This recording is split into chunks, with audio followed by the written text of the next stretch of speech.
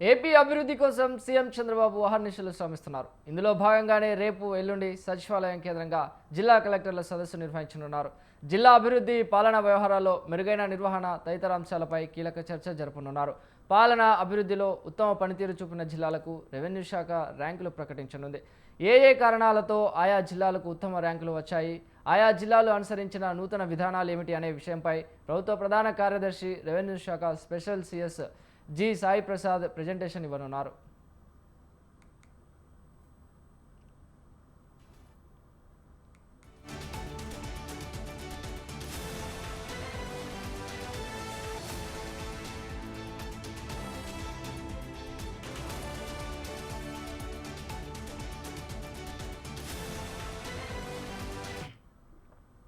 AP అభివృద్ధి కోసం CM Chandrababu అహర్నిశలు శ్రమిస్తున్నారు. ఇందులో భాగంగానే రేపు ఎల్లుండి సచివాలయం కేంద్రంగా జిల్లా కలెక్టర్ల సదస్సు నిర్వహించనున్నారు.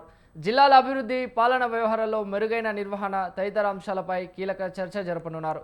పాలనా అభివృద్ధిలో ఉత్తమ పనితీరు చూపిన జిల్లాలకు రెవెన్యూ శాఖ ర్యాంకులు ప్రకటించనుంది. ఏ కారణాలతో ఆయా జిల్లాలకు ఉత్తమ ర్యాంకులు వచ్చాయి, ఆయా జిల్లాలు అనుసరించిన నూతన విధానాలు ఏమిటనే విషయంపై ప్రభుత్వ ప్రధాన కార్యదర్శి, రెవెన్యూ శాఖ special CS G Sai Prasad presentation ఇవ్వనున్నారు.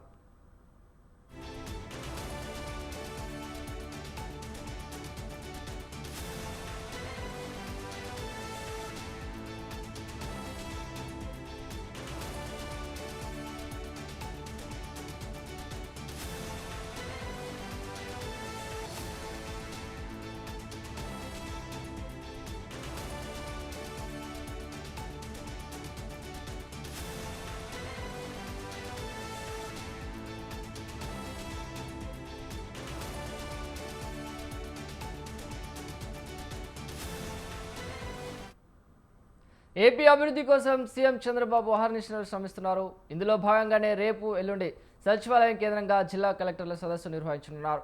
జిల్లాల అభివృద్ధి, పాలనా వ్యవహారాల్లో మెరుగైన నిర్వహణ తదితర అంశాలపై కీలక చర్చ జరపనున్నారు.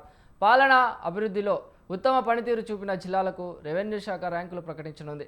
ఏ కారణాలతో ఆయా జిల్లాలకు ఉత్తమ ర్యాంకులు వచ్చాయి, ఆయా జిల్లాలు అనుసరించిన నూతన విధానాలు ఏమిటి అనే విషయంపై ప్రభుత్వ ప్రధాన కార్యదర్శి, రెవెన్యూ శాఖ special CS G Sai Prasad presentation ఇవ్వనున్నారు. ఇదే అంశంపైన మరింత సమాచారాన్ని మా ప్రతినిధి శ్రీనివాస్ అందిస్తారు. శ్రీనివాస్. Thank you Chiranjeevi. కలెక్టర్ల సభ రేపు ఉదయం 7 రేపు ఉదయం నుంచి రేపు ఎల్లుండి 2 రోజుల పాటు ముఖ్యమంత్రి చంద్రబాబు నాయుడు అధ్యక్షతన కలెక్టర్ల అమరావతిలో కలెక్టర్ల సమావేశం నిర్వహించనున్నారు. అయితే ఇందులో ప్రధానంగా మనం చూస్తే కనుక తొలి సదస్సు కలెక్టర్లను ఉద్దేశించి సీఎం చంద్రబాబు ప్రసంగిస్తారు. తర్వాత అనంతరం తొలి ఎజెండాగా స్వర్ణాంధ్ర 2047 పైన చర్చిస్తారు. దీనిలో పేదరిక నిర్మూలన, జనాభా నిర్వహణ, నీటి భద్రత, వ్యవసాయ సాంకేతికత, లాజిస్టిక్, తక్కువ ధర ఇంధన విద్యుత్ వ్యవస్థ, స్వచ్ఛంద్ర డీప్ టెక్ ఉత్పాదకత వంటి అంశాలపై దృష్టి పెట్టనున్నారు. అంతేకాకుండా రెండో అంశంగా జిఎస్డిపిను చేర్చారు. అయితే 25-26 ఆర్థిక సంవత్సరంలో సాధించినటువంటి ఫలితాలు, జిల్లాల వారీగా పురోగతి వంటి అంశాలపై చర్చించేటువంటి అవకాశం ఉంది. అయితే ప్రతి సంవత్సరం కూడా ముఖ్యమంత్రిగా చంద్రబాబు నాయుడు ఉన్నప్పుడు ఆయన అధ్యక్షతన కలెక్టర్ల సమావేశం నిర్వహిస్తుంటారు. అందులో ప్రధాన అంశాలు ఎజెండా ఏదైతే ప్రభుత్వం ఏర్పడిన తర్వాత